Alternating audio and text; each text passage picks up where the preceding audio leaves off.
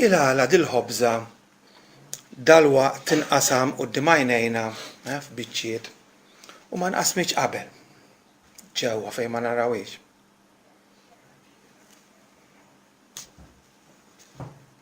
Ħafna liema jsostnu li l-istudenti isibu aktar faċli biex jitalmu u aktar jiftakru dak li talmu meta mhux biss jisemgħu l-lezzjoni b'widnejhom imma wkoll jaraw b'għajnejhom. U għalhekk ħafna liema misostnu u jużaw dawk li ngħidulhom visual aids. Għajnuna viżwali. Missierna tas-sema irid jgħallimna numru ta' veritajiet permezz ta' din l-ikla, veritajiet mill-isbaħ. U għaldaqstant, u ngħiduha b'rispett ovvjament, juża numru ta' visual aids. Il-ħobża li tinqasam, id-batijiet fiżiċi ta' Ġesu Kristu. Meta Ġesu ħabbar passjoni tiegħu 3 evanġelisti jgħidulna dal-kliem. U beda jgħallimhom lilhom ġifieri d-dixxipli u lin-nies illi bin il-bniedem jeħtieġ ibati ħafna ħwejjeġ. Ikun irroftat mill-anzjani u s-saċerdoti ewlieni u l-iskribi jkun maqtul u wara 3 ijiem jerġa' jqum. Meta nitkellmu naħsbu dwar is-salvazzjoni jekk sabiħa li Kristu kisbinna, mill-mewt ta' Ġesu nenfasizzawha ta' spiss u bix-xira nagħmlu sew. Lil xogħol naqra inqas ħelqgħu min ta' Ġesu. Id-batijiet fiżiċi ta' Ġesu ftit li xejn. Ftit li xejn. Eżis, il-prezz li ħallas Ġesu biex bih fdiena ma kienx biss jikkonsisti fil-mewt tiegħu, però fil-prezz kien hemm ukoll inklużi tbatijiet il-ħafna tbatijiet li Ġesu ġarra fil-ġisem tiegħu. Dan ukoll kien parti mill-prezz. Għalhekk il-prezz ukoll kien jinkludi pereżempju il-flagellazzjoni li biha daru it-terta. Kien jinkludi wkoll it-toqol tal-ewda li ġar sal-Gorgota fuq spallejh. Id-batija ta' Ġesu kienet ukoll tinkludi il-bżieq li besqulu u d-daqqiet ta' ħarta li tawh. Il-kuruna tax-xewk li bsulu f'rasu u li nifditlu il-ġilda. L-imsiemer li samrulu midejh ma saqajh li bih weħluh mal-ewda. Kienet ukoll tinkludi id-batija li ġarrab meta kien imsallab. Tafu li anke biex kien jieħu nnifs kien ikollu jiġbed lilu nnifsu l-fuq kull darba u jinżel. U makulazzjoni daru wkoll ġam terta kien ikompli jitterta meta jħokk mas-siġra. Batijiet, il-ħafna batijiet li Ġesu bata għalija u għalik. Mela, meta waqt l-ikla tal-mulej niftakru f'dak li għamel Ġesu għas-salvazzjoni tagħna, ejjew ma niftakrux biss fil-mewt tiegħu u l-qawmin mill-imwiet, imma wkoll fil-ħafna batijiet fiżiċi li Ġesu sofra. Ġesu bata, aħna wkoll imbatu. Ġesu bata fil-ġisem tiegħu u anke aħna imbatu.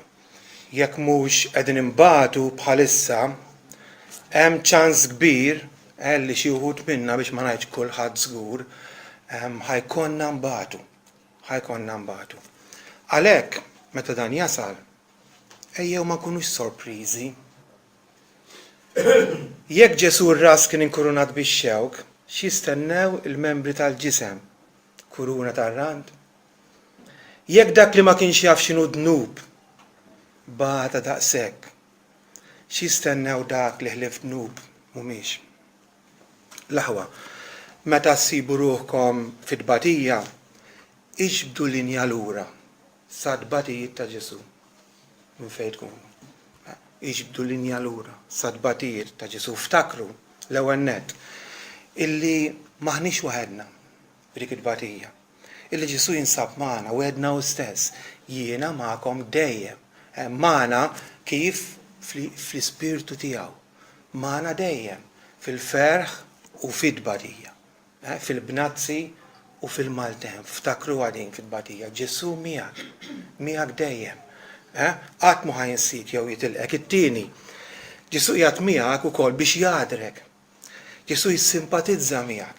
Ġesu jaf x'jiġifieri tbadija x'bata wisq aktar. Milli qatt jiena u int nistgħu nbagħtu. U għalhekk jifhem x'jiġifieri li inti bati u li inti għaddej mid-tbadija. Ġesu jurik ukoll l-attitudni lejn Alla li inti jmissek ikollok u jmissek tikkoltiva meta għaddej jew għaddejja mid-tbadija.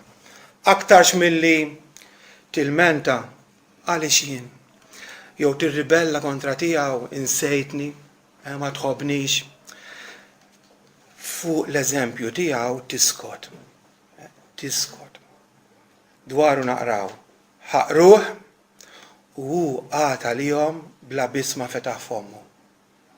Bħal ħaruf meħud tal-qatla u bħal naġam bikma fit min iġissa ma fetaħx fommu. Din l-attitudni li rridu nikkoltivaw lejn Alla meta nkunu fil-tbadija. Iskot. Però fil-tbadija bħalu wkoll titgħallem l-ubbidjenza u s-sottomissjoni għar-rieda sovrana tiegħu tal-missier li jħobbok. Għat li kien liben naqraw fl-epistola tal-Lut, tgħallem l-ubbidjenza mill-ħwejjex li bata. Fid-tbadija jiena u int nitalmu l-ubbidjenza, s-sottomissjoni għar-rieda ta' missierna li m'għandniex dubju li jħobbna. Ukoll Ġesu jgħalmek biex f'dan iż-żmien titlob. Ma jfissirx li għadna tiskot ma titlobx, però wkoll jgħalmek kif imissek titlob. Mhux tiddikjara l-kelma tal-fidi, biex f'radda ta' salib Alla jneħħilek it-tbadija hekk. Dik mhux it-talb li għallimna Ġesu, però b'umiltà iddur lejn il-missier u titolbu missier. Jekk kienu possibbli ħajgħaddi minn qudiemi dal-kalċi. Madankollu mhux li rrid jien, imma kif trid int. Fl-aħħar nett qatt tinsa illi tbadija hi x'inhi u kbira kemm kbira hija biss għal żmien ta' issa. Ħatgħaddi, mhix għal dejjem. Allura ftakar ukoll f'dak li hemm jistennik u meta tqabbel din it-tbadija li qed iġġarrab qed issofri mat-tama, mal-ferħ, mal-barka li hemm jistennik ċertament ma tarax paragun. Ma tarax paragun għaliex bħalissa tibki. Però ftakar li Alla għad jimsaħlek kull dema minn għajnejk. Għalhekk iva, il-missier waqt l-Ewkaristija u permezz ta' nerġa' ngħid visual aid jallimna verità importanti, ħafna veritajiet. U jagħmel hekk biex aħna wkoll niftakru dak il-veritajiet. Mela ħarsu lejn il-ħobs jinqasam, mhux tagħlqu għajnejkom jew tbaxxu raskom, ħarsu lejn il-ħobs jinqasam. Ħarsu u ftakru fil-ħafna tbatijiet ta' Ġesu. Ftakru fil-tbatijiet ta' Ġesu u rċievu wkoll lezzjonijiet li jrid jallimkom dwar it-tbatijiet tagħna. Tbatijiet illi llum jew għada nintaqgħu magħhom.